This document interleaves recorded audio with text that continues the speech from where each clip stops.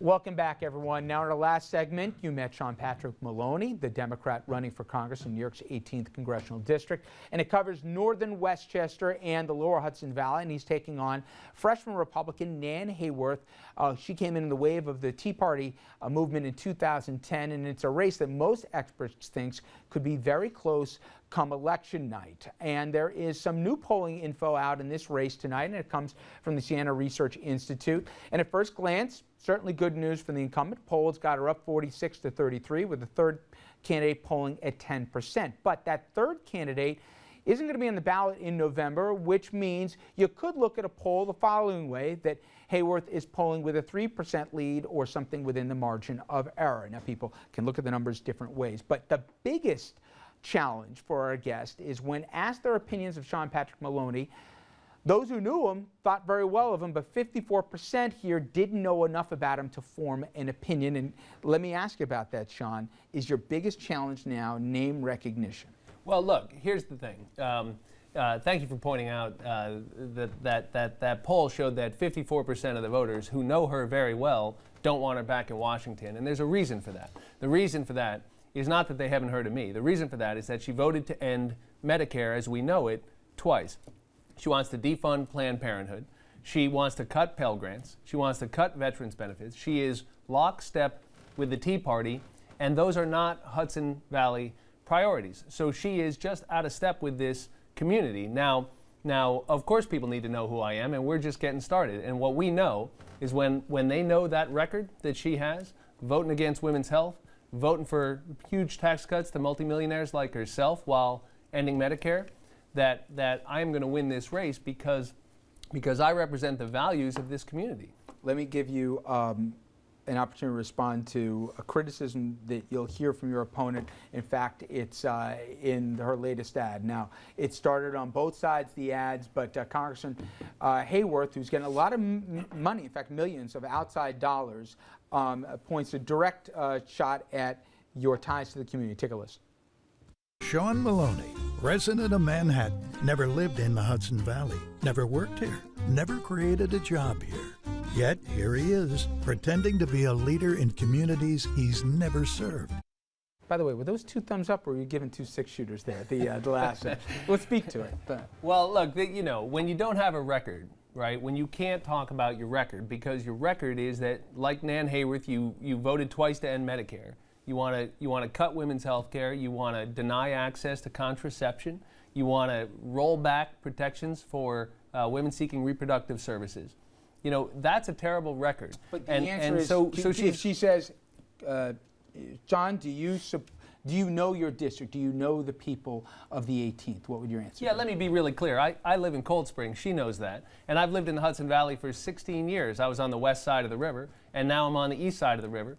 And this is politics. This is name-calling because you can't defend your record. Look, I get what she's trying to do. She doesn't want to tell you that she supports huge tax cuts for multimillionaires like herself. That's the Ryan budget. She's called him a mentor and a friend. You know, I read in the Wall Street Journal that she stood in line for 15 minutes last week so she could have a picture with Congressman Ryan.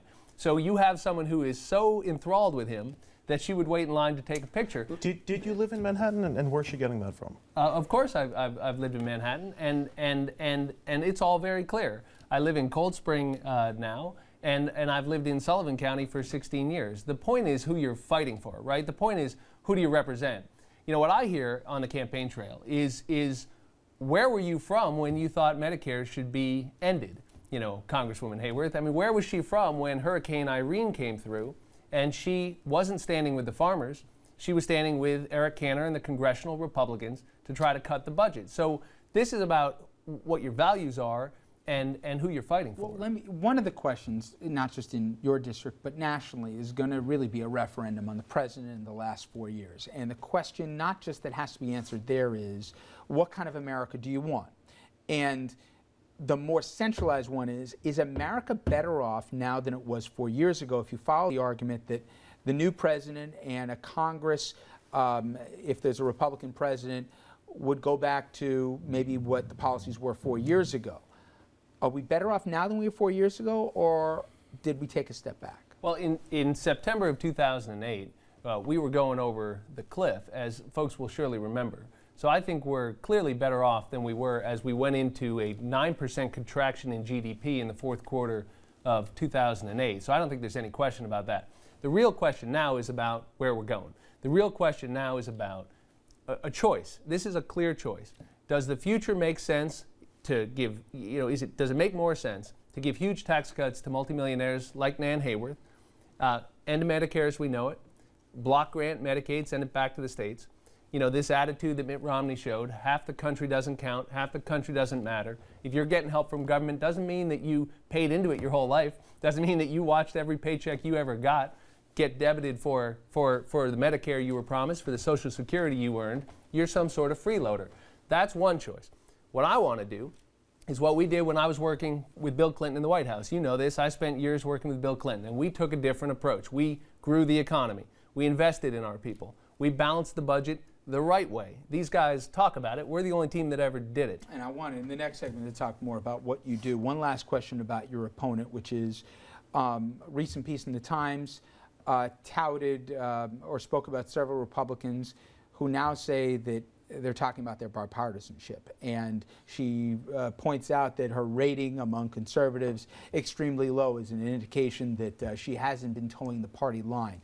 What do you respond to the fact that she says she's willing and has worked across party lines? Well, I think we should look at the facts. I mean, facts are stubborn things. She has a record, and her record is that she voted A to Z with the Tea Party in Washington. She went down there, and the first vote she took was to defund Planned Parenthood, right? And then she voted to give huge tax cuts to multimillionaires like herself. Then she voted to end Medicare and the Ryan budget, not once, but twice. In vote after vote, her priorities have been the Tea Party. Her priorities have been to give all the benefits to that group that Mitt Romney's talking to at that fundraiser. And forget about the middle class, you're on your own. And if you need the help, if you need something, even if you've paid in and earned for it, well, you're part of the problem. That's who she's been in Washington. So, when we get into an election, everybody says a lot of stuff. She has a record. And I think if you look at that record, any fair reading is that she is one of the most conservative and extreme members in the House of Representatives. All right. We are going to jump to a break. When we come back, we're going to ask Sean Patrick Malloney if he is Congressman Maloney, what he would do about some of the hot button issues that we'll be facing the next Congress and our country. That's straight ahead. Stay with us.